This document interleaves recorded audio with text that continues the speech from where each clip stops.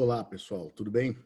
Sejam bem-vindos a mais essa gambiarra do direito penal, essa gambiarra da teoria do crime, esse material assincrônico, né, do qual a gente pode produzir algumas sínteses, algum conteúdo mais, digamos, disciplinar, para que a gente possa explorar nas nossas reuniões remotas e aí trazer discussões, aprofundamentos e novas teorias.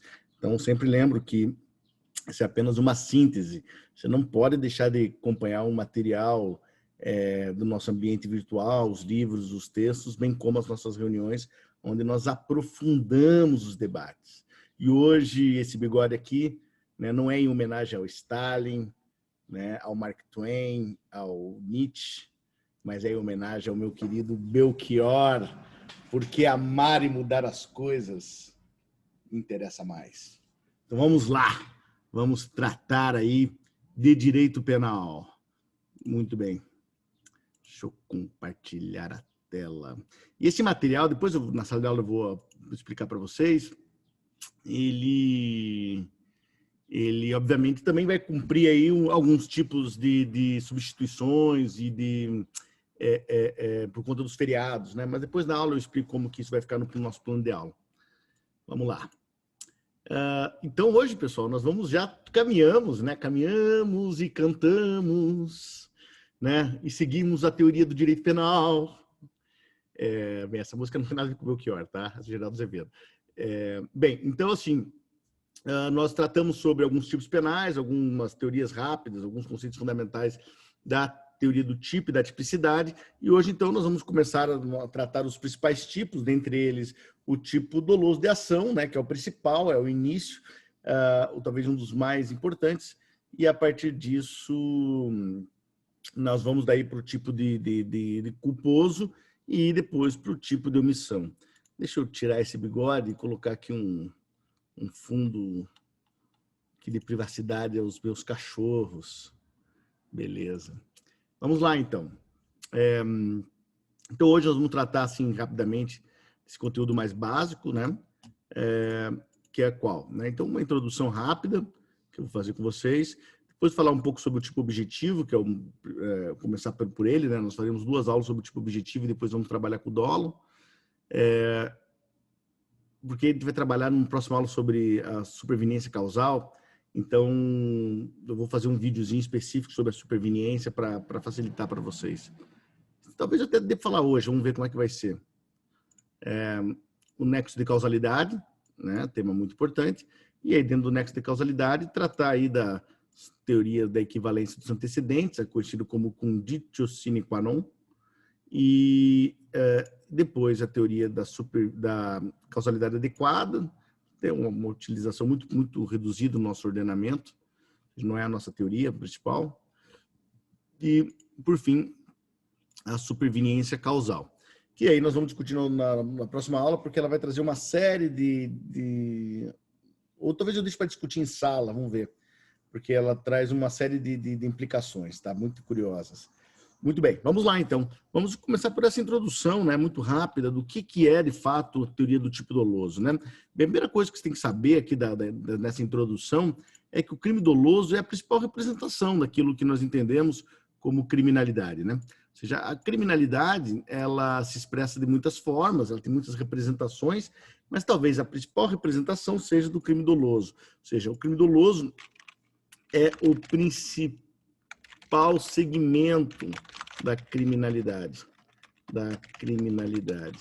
É a principal representação, né? Ou seja, daquilo que nós, como sociedade, senso comum, né? Senso comum é uma boa palavra, senso comum representa a principal representação da criminalidade. Ou seja, o crime, obviamente, culposo e o crime de omissão, ele é um crime, né, assim, que causa menos espanto, né? Digamos, é menos sensível né, a representação da população, como a população pensa sobre isso. Bem, a primeira coisa que tem que entender do crime doloso é que essas definições que eu fui mostrando para vocês, quase sempre ela é pensar a partir justamente a partir justamente do crime doloso. Ele é a principal representação, assim como o homicídio vira sempre um grande exemplo para o direito penal, porque talvez seja o crime mais comum, o crime mais conhecido, o crime que as pessoas falam muito no senso comum, né? E o crime, quando nós pensamos muito, ele está muito associado, na realidade, à ideia do tipo doloso. Então, vamos colocar aqui, eu vou aumentar o tipo, eu vou tirar o tipo daqui, vou colocar aqui, para a gente poder, digamos assim, aproximar, como se fosse uma lupa, né? Deixa eu pegar aqui o meu desenho. Então, o tipo penal, né? O tipo penal doloso, especificamente agora, né? Ele é dividido em dois grandes elementos, tá? Então, é importante essa definição, porque isso permite a gente, como é que eu vou dizer assim, visualizar, né? Bem, nós temos aqui um tipo objetivo. Então, o crime doloso ele vai ter sempre um tipo objetivo. Todo, na realidade, crime vai ter esse tipo objetivo. E terá aqui um tipo subjetivo. Que esse, sim, é a exclusividade, né, em certo sentido, da forma que eu vou apresentar, do crime doloso. No crime culposo, existe elemento subjetivo, mas ele não é dessa mesma forma. Ele tem uma outra característica, um outro espaço. Né? Ou seja, não tem dolo, não tem essa consciência, essa vontade destinada a um fazer ilícito, né? A um fazer do tipo objetivo ilícito. Então, tecnicamente falando, pessoal, o primeiro elemento que aparece, né, é o elemento, né, do tipo subjetivo. Por quê? Porque a pessoa, antes de fazer a coisa, antes de eu ir pegar o copo de água, antes de eu ir buscar alguém, ou seja, antes de eu fazer as coisas, eu penso elas. Né? Eu penso, planejo, aquilo que nós eu apresentei para vocês como antecipação biocibernética na teoria do Zaffaroni. Então, nesse sentido, né, então, tecnicamente falando, né, o que acontece antes é o tipo subjetivo, é o dolo, é a consciência e a vontade. Mas, por uma questão metodológica, né, nós vamos começar por aquilo que é externo, aquilo que é visível, aquilo que é possível de vislumbrar. Né? Então, nós vamos iniciar aqui pelo tipo objetivo. Ou seja, esse elemento vai ser o primeiro elemento que nós vamos estudar do tipo doloso. Então, por exemplo, quando eu falo em tipo penal, por exemplo, crime de homicídio, matar alguém, que é um tipo, né? Nós vamos iniciar por aquilo que compõe o homicídio, por exemplo, o furto, os crimes em geral, né? As condutas criminosas, as condutas típicas em geral, por aquilo que é externo. E isso é o tipo objetivo, né? Que vai ser, né, composto por dois elementos também, né? Aqui, por exemplo, um elemento, digamos, mais de cunho descritivo, que será o que nós vamos chamar de função sistemática, uma sistemática, né? Que é justamente, eu já vou colocar aqui quais são os elementos, propriamente dito, sim, para a gente poder... e nós temos também uma função conglobante, né? Uma função conglobante ou restritiva do tipo penal. É a mesma coisa, por quê? Porque aqui a ideia é que, né, ela vai analisar aqui a partir de um critério valorativo, um critério normativo. Então, quando eu falo dessa função conglobante, nós estamos falando do elemento normativo colocado justamente pelo funcionalismo penal, né? Ou seja, atribuindo uma função ao direito penal, uma função obviamente compatível com a nossa realidade política, com o sentido, né, de nação, com o sentido de direito, ou seja, com aquele sentido que o Estado, né, atribui, né, como forma de política criminal. Então, aqui já entrando então no tipo objetivo, por isso que já estou usando essa corzinha aqui, né, justamente para que vocês, né, saibam que a gente já está aqui discutindo o tipo objetivo. Então, o tipo objetivo ele vai ter essas duas funções, uma função sistemática, vou colocar aqui, né, uma descrição melhor para vocês poderem copiar, uma função sistemática, nessa função sistemática que eu estou colocando ali em cima, né, através do qual se fixa, faz a fixação primária, né, do conteúdo da proibição, né? Ou seja, isso é importante, a fixação primária, né, ou elementar da matéria da proibição, ou seja, aquilo que é essencial, né? Ou seja, o nexo, o resultado, né, o nexo causal, ou seja, o resultado enquanto, né, o produto de uma ação, nexo causal e do resultado, o sujeito, ativo, né? Ou seja, quem é essa pessoa, onde que ele está. Isso tem muito sentido, né, no crime. Isso sempre é colocado como um ponto de análise. Pode ver que também é um elemento externo, né? Ou seja, quem que é o sujeito que está fazendo o crime, quem que está sofrendo o crime. Isso, inclusive, implica, né, em processos de qualificação, né, por exemplo, de crime, né? Ou até mesmo de tipicidade, por exemplo. Nem sempre quando você mata alguém é homicídio, dependendo de quem for o sujeito passivo, quem for o sujeito ativo, e também de alguns outros elementos, poderá ser infanticídio, por exemplo, ou mesmo outro crime. Além de outros elementos, né, típicos, e quando eu falo elementos típicos, são elementos que vão estar compatíveis aqui com, obviamente, um tipo penal específico. Então, vocês vão estudar isso, né, em detalhes lá na parte que vamos chamar de direito penal parte especial, porque isso vai depender do crime, né? O furto, o estupro, estelionato, extorsão mediante sequestro, tudo isso vai, né, vai trazer elementos próprios, né, específicos. Por exemplo, o que vai separar, qual é a diferença de uma extorsão mediante sequestro ou uma extorsão? Daí você vai falar, pô, tem um monte de diferença, né, ali tal, entre o artigo, né, entre os artigos ali. Mas, por exemplo, você vai pegar um caso concreto que é aquilo que a gente vai chamar de sequestro relâmpago. Isso é extorsão mediante sequestro ou extorsão? A gente vai ver que pelos detalhes que vão estar postos lá, inclusive, por exemplo, a forma de restrição da liberdade, ou seja, a privação ou a restrição, vai configurar um tipo penal distinto. Então, nesse caso, quando a gente fala em sequestro relâmpago, isso não é extorsão mediante sequestro, isso é extorsão.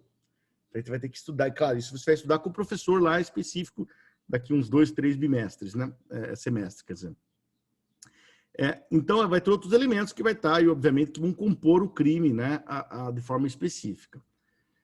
Então, ou seja, a função sistemática aqui, né? E depois nós vamos ter essa função conglobante, que é justamente o aspecto do funcionalismo penal, ou seja, aquilo que vai atribuir uma espécie de uma conflitividade, ou seja, uma constatação da lesividade também, bem como da imputação objetiva. Aqui já fica evidente, então, que quando a gente fala em função conglobante, a gente está trazendo, por um lado, a lesividade, né, a ideia da lesividade do bem jurídico, né? Ou seja, a ideia do bem jurídico, eu até poderia colocar no lugar da ideia de lesividade, porque tem lesões que são permitidas, né, se a gente for pensar no sentido da imputação mesmo, né, ou seja, que são valoradas como positivas ou como normais, né, ou a ideia do consentimento, né, isso aí, por exemplo, a gente vai poder trazer de forma específica também agora, né, pensando naquilo que eu já discuti com vocês em sala de aula, né, a gente pode colocar aqui essa divisão. Deixa eu ver se eu consigo colocar aqui, consigo deixar mais próximo para poder caber aqui. E aqui a gente vai poder pensar aqui já em 2 elementos, né? Por exemplo, a gente vai poder pensar aqui na ideia do bem jurídico. E a ideia do bem jurídico aqui, por exemplo, ela permite a gente explorar, né, coisas como, vou colocar aqui, como a ideia da adequação social da lesão, que antigamente, né, em outras análises, estariam em outro local, né? Aqui a ideia da significância, e também a ideia do consentimento para a lesão, né? Então, ou seja, esses detalhes aqui que nós já exploramos na realidade em sala de aula, nós vamos retomar, né, para poder aprofundar essa crítica aqui, essa análise. E também nós vamos ver aqui a ideia da imputação objetiva, eu já vou abreviar a imputação objetiva, né, que é a ideia da criação do risco, né? Ou seja, a questão vinculada à criação ao aumento do risco, né, também. Então, vou colocar aqui a ideia só da criação do risco, mas nós vamos aprofundar isso no momento oportuno, tá? Agora, por hora, pessoal, o que nós veremos aqui, então, é especificamente o que nós estamos estudando, então, agora, nesse momento, é justamente o tipo objetivo na sua modalidade sistemática, tá ok? Ou seja, nós vamos ver aqui, então, agora, o nexo de causalidade, ou seja, o elemento mais fundamental, que é ação, nexo e resultado. Resultado. Então, nós vamos ver aqui agora a teoria do nexo causal, tá ok? Então, pessoal, isso aqui é muito importante, isso aqui é muito básico para o direito. Eu até vou agora apagar aqui, não esqueço, né, desses elementos aqui, mas vou apagar para que a gente possa se concentrar especificamente no nexo de causalidade. Apenas um detalhe aqui, na realidade, antes, falando aqui só que não é que é antes, tem relação, né? Por quê? Porque quando a gente fala em tipo doloso de resultado, o tipo objetivo ele vai pressupor, isso tem, digamos, uma ponte entre as discussões aqui, né? Ele vai pressupor dois momentos, né? Essenciais. Por um lado, ele vai pressupor aqui um momento que é a causação do resultado, que é isso que nós vamos estudar agora, o nexo causal, e depois, num outro momento, né, ela vai ter aqui a ideia vou pegar uma cor que nós não usamos hoje, ele vai ter a ideia nós usamos quase todas as cores, deixa eu pegar aqui uma cor diferente, ela vai ter a ideia da imputação do resultado, né, ou seja, quando um critério do risco, né, que está aqui no Clausewalk sim, ou na ideia do bem jurídico, né? Então, ou seja, essa imputação. E aqui é importante, pessoal, que não se confundam as coisas.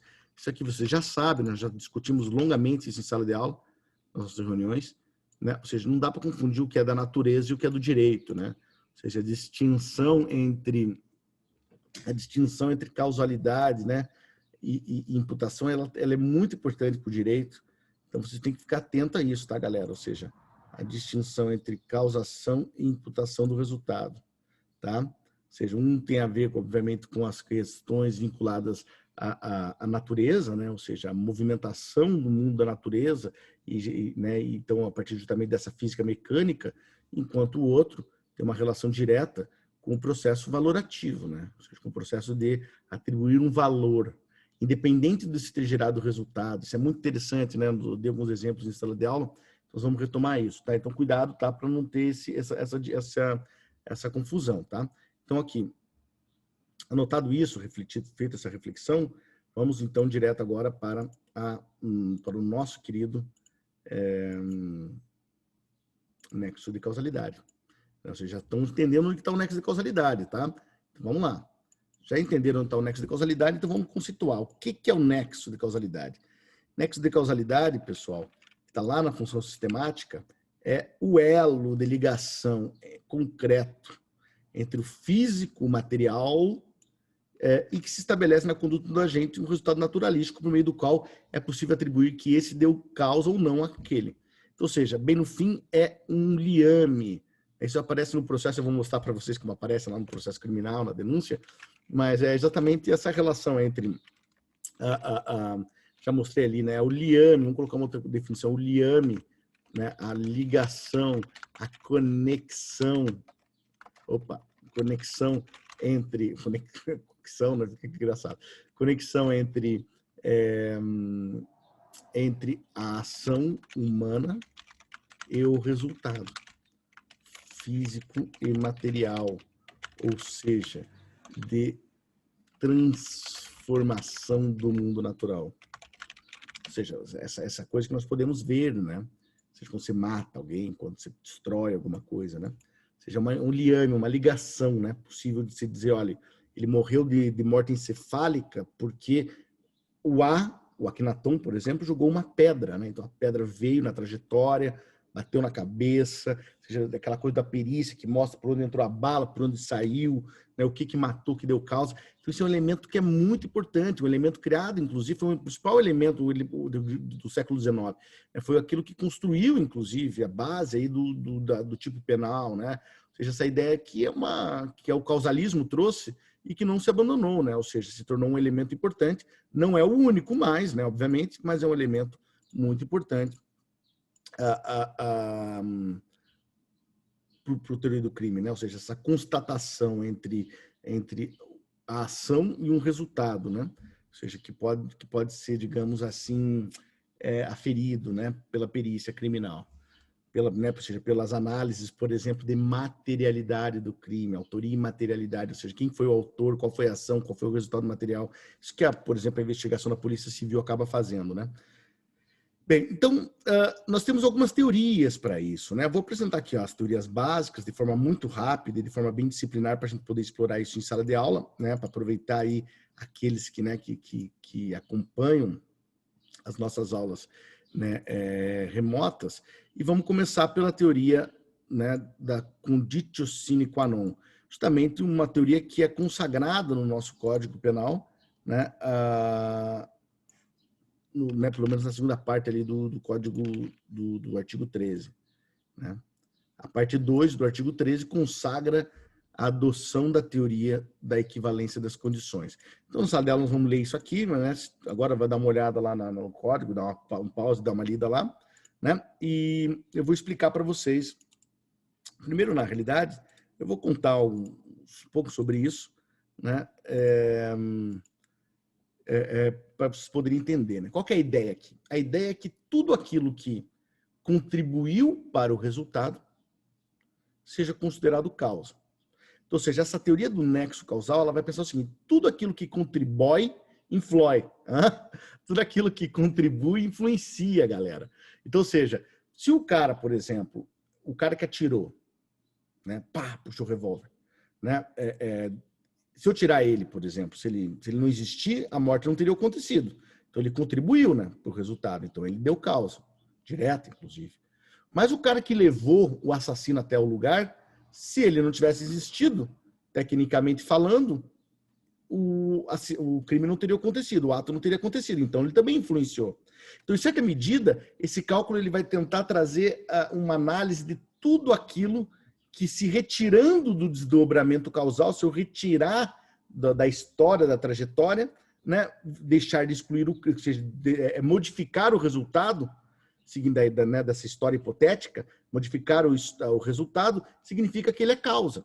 Então, obviamente, a ele pode ser atribuído o resultado. Vamos lá. Conceito básico, nós vamos ver que isso tem algum problema, e é bem interessante essa provocação. Inclusive, eu nem vou explicar ela aqui, tanto para a gente poder discutir em sala de aula no momento oportuno aí. Porque justamente para a gente poder ficar com essa pulga atrás da orelha. Os mais curiosos vão investigar. Aqueles que mais ou menos não querem saber, vão ficar com a pulga atrás da orelha. E aí, meu amigo? Bem, conceito, vamos lá. Aí, deixa eu mudar a cor. Né? Ou seja, todo e qualquer conceito dessa teoria, né? E é muito interessante, olha só como é que é o nome do latim dessa teoria, né? Conditio sine qua non. Isso aqui é até romântico, pessoal. Chega para tua esposa, chega para o teu marido, para o teu companheiro, para tua companheira, para o teu cachorro, né? Para o papagaio, para a mãe, para o pai, e fala assim: você é a conditio sine qua non da minha vida. Olha que bonito. É a condição sem a qual não há. Isso é romântico. Isso aí me lembra aquela música do Raul Seixas, né? O MDC, tu és o grande amor da minha vida, né? Então, ou seja, você é a condição, né? O mínimo divisor comum, né? Então, interessante. Por quê? Olha só, a condição sem a qual não há.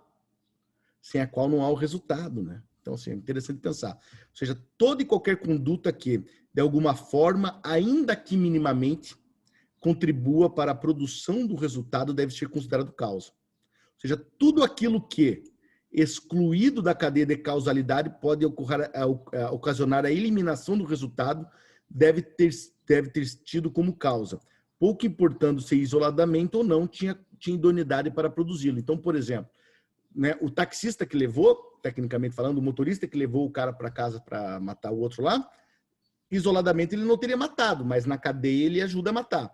Né? Então, assim, presta atenção nisso, isso é um problema. Tá?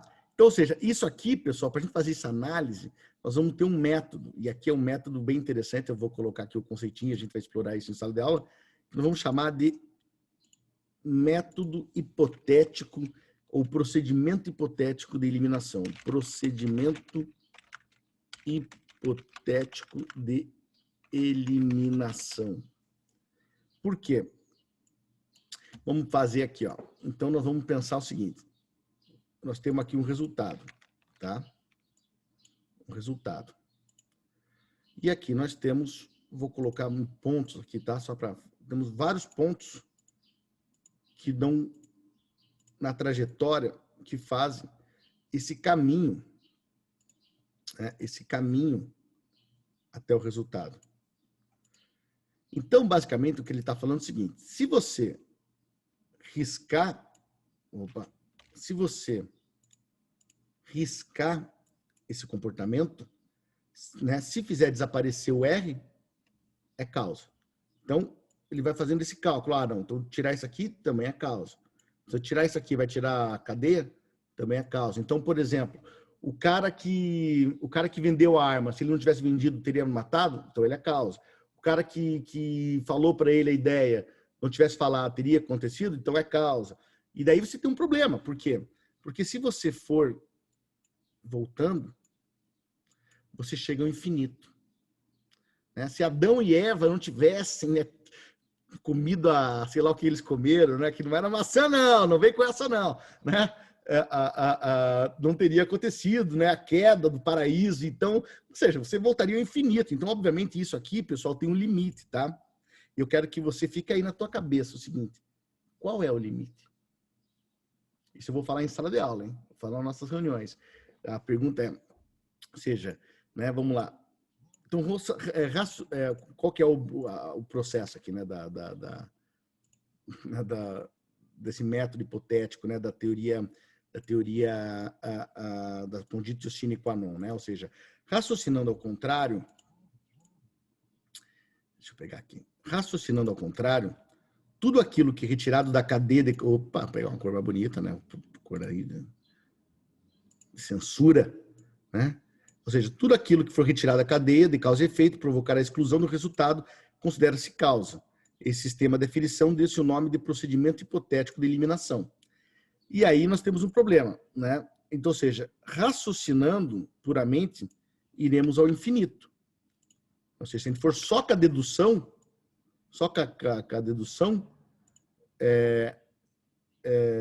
nós chegaremos ao infinito. Então, como é que eu faço assim? Ou seja, o que limita o regresso ao infinito?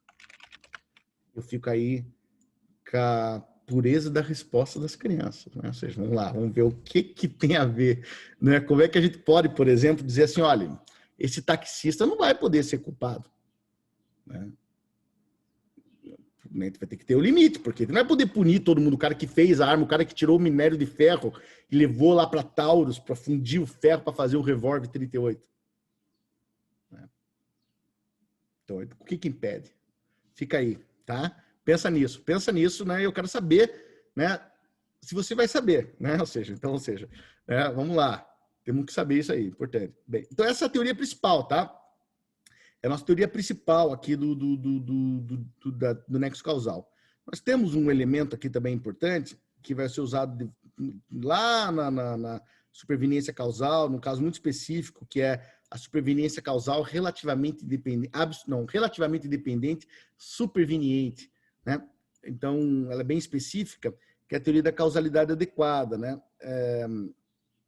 Então, ou seja, ela não é a base do nosso direito, ela não é utilizada, digamos, de forma majoritária, né? Ela não tem, digamos, não faz parte, que é o seguinte, que é causa, né? Melhor dizendo, só é causa a condição idônea. Pessoal, para essa teoria, deixa eu pegar aqui. Para essa teoria, só é causa a condição idônea. Então, por exemplo, só é causa quem fez. Se o cara mandou matar, se o cara falou assim, eu vou lá, eu te levo e fico cuidando do carro, esse cara não tem nada a ver, né, por essa teoria. Por quê? Porque só é causa aquilo que é a causa adequada ao resultado, ou seja, o cara que puxou o gatilho do revólver. Todo o resto, né, o cara que segurou eventualmente, o cara que deu, que incentivou, que deu a arma, que mandou matar, tudo isso não é causa. Por quê? Porque tudo isso não tem como gerar o resultado morte. O resultado morte só pode ser gerado pelo tiro, pelo revólver, pá, né? Então, ela tem uma teoria que não é utilizada no Brasil, né? Salva aí, vai ver essa discussão em relação à superveniência causal, tá? Então, ou seja, não é toda a contribuição que pode ser considerado causa, apenas a contribuição que tenha idoneidade individual mínima, tá? Bem, a superveniência causal, então anota isso aí, nós vamos entender depois isso na sala de aula para aprofundar.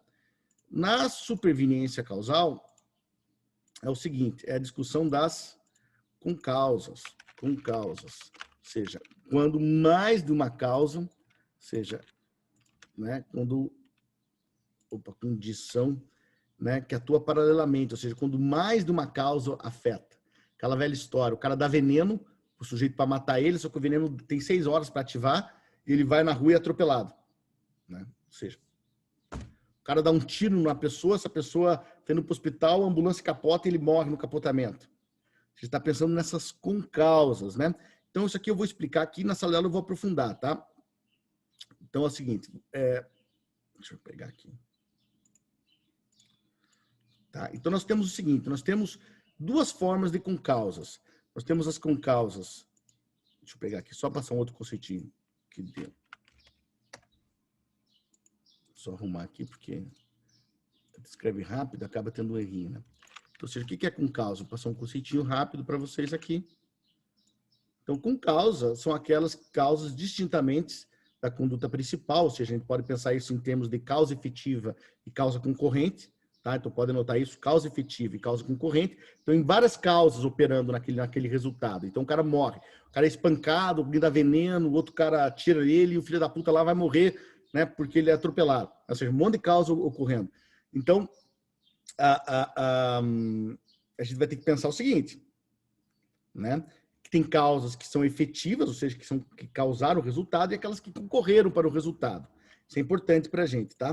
Então, ou seja, causa da conduta principal, que ocorrem ao seu lado, atuam ao seu lado, contribuindo e auxiliando para a produção do resultado, ou podem produzi-lo de forma absolutamente independente da conduta que se examina. Então, nós temos com causas que serão absolutamente independentes e teremos com causas que serão relativamente independentes. E aí nós vamos ver que ela mantém uma relação causal. Né? E aí o seguinte, olha que interessante isso. Nós temos, então, essas duas modalidades. São causas que são uma independente da outra. Então, por exemplo, o quê? Eu dou um tiro em alguém e o cara vai andando na rua com o tiro assim, em direção à rua, e daí no meio que ele está atravessando a rua, vem um caminhão e passa por cima dele, mata o cara imediatamente. São causas absolutamente independentes uma da outra. Né? Ou seja, não tem uma relação. Né? E uma relativamente independente é o seguinte, eu coloco um pouquinho de veneno na comida dele e outra pessoa coloca um pouquinho mais de veneno. E o que matou não foi nenhum nem outro, foi a soma dos dois. Tá? Então isso aqui, pessoal, eu vou aprofundar com vocês em sala de aula, porque é legal trazer um debatezinho, trazer algumas histórias, né? Mas só para dizer o seguinte, que como a gente está falando de duas causas operando, no mínimo duas causas, então nós temos uma questão temporal aqui, né? Ou seja, a gente vai poder pensar que a causa efetiva poderá ser pré-existente, ou seja, ela poderá ocorrer antes, e isso vai servir para as duas, entendeu? Por isso que eu estou colocando as duas juntas aqui. Então, ou seja, as com causas tanto absolutamente independente como relativamente independente, ela poderá ser pré-existente, ou seja, ela poderá existir uma antes da outra, né? Então, a gente está pensando aqui nos efeitos temporais disso, ou seja, como uma ocorre em relação ao tempo, né? Ela poderá ser pré-existente, então, como eu estava dizendo. Eu vou escrever. Ela poderá ser, vou colocar aqui, pré-existente, né? Ela poderá ser concomitante, ocorrer as duas ao mesmo tempo, e ela poderá ser superveniente, ou seja, acontecer só no futuro. Ou seja, uma coisa acontece depois, entendeu? Então, que é o exemplo do caminhão que eu dei, inclusive, tá? Ou seja, né, por exemplo, vou pensar outro exemplo. Eu dou veneno para a pessoa e chega um outro lá e dá vários tiros nela. A pessoa vai para o hospital, mas morre no hospital em decorrência do veneno. Então, ou seja, a causa existente, né, a causa que dá, quer dizer, a causa eficaz, né, para a morte, aquilo que gera a morte é pré-existente. Então, veja que nós vamos ter, então, 6 possibilidades. Por quê? Porque nós poderemos ter, né, com causas absolutamente independentes, pré-existentes, concomitantes, supervenientes, e nós temos com causas relativamente independentes, pré-existentes, concomitantes e supervenientes. E nós vamos ver alguns exemplos disso em sala de aula, né? Será bem interessante, trarei alguns desenhos para a gente poder entender isso de forma bem interessante. Tá? Tranquilo, pessoal? Dá uma olhada no material e não fica perdido por aí não, tá? Tem que se encontrar aqui, ó, e se encontra com o Belchior, meu amigo. Vai escutar um Belchior. Quem não conhece é obrigação, tá ok? Beleza, pessoal? Então, hoje uma aulinha rápida do tipo objetivo, tratando do crime doloso e, né, seguimos aí nas próximas aulas, nas nossas próximas interações. Valeu, muito obrigado e até a próxima, rapaziada.